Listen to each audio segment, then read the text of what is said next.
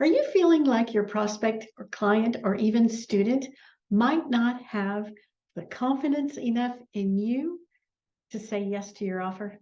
Before you join your next client on a Zoom call, I wanted to share with you a few things that I have learned that has made all the difference. So in this video, I've got several quick tips to help your client have the confidence in you so they say yes. The first one is open-handed gestures. We all agree nobody wants to be sold, and we're not here to sell them, simply to help them with a struggle. And one way to do that is just to be more open with your body language as you explain something. Let them see, if possible, as much of the front of you as possible, and open up as if you're near a warm fire instead of on a cold day. The second thing you want to do is change your view.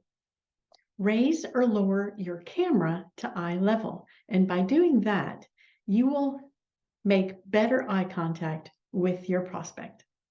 If your camera is too low, you don't want to have height dominance over them. And if your camera is way too high, you don't want them looking up your nose. So just prop up your laptop on a box or books, or raise your desktop to be eye level. What's really helped me is now I use what's called a PlexiCam. And you can see, you can adjust your webcam. It just simply sits on there, and you can adjust your webcam. The webcam sits on the platform and you can see through it, and that makes better eye contact. Or even if you're doing a YouTube video or a live, you can actually see your screen through the clear plexiglass for any notes that you might have on the screen. I went ahead and included where I purchased mine down below. It's so cool.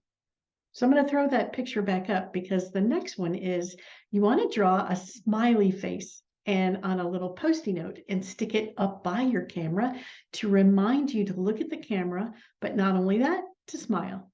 You want to pay attention to your camera so you have eye contact with the person on the other side of the screen instead of looking at the image of you on the desktop. So there's quite a difference. I'm looking at you, now I'm looking at the image of me on my desktop.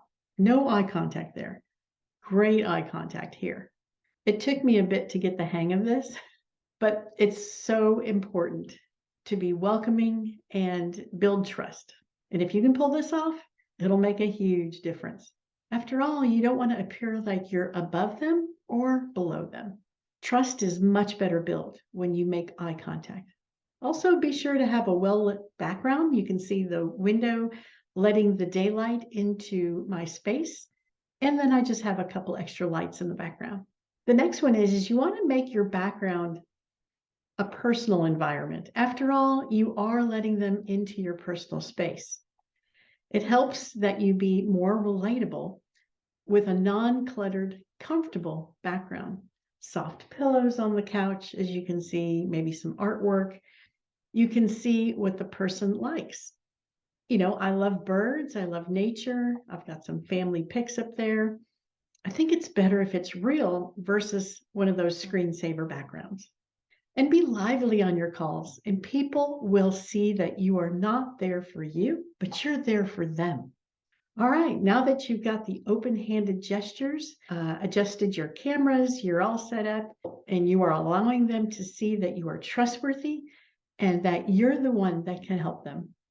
So if you'd like to know more about this, I've put together a little downloadable guide to help you with not only tips for us to be more relatable and to build trust with our clients, but how to better read what your client could be thinking and feeling by their expressions and their gestures.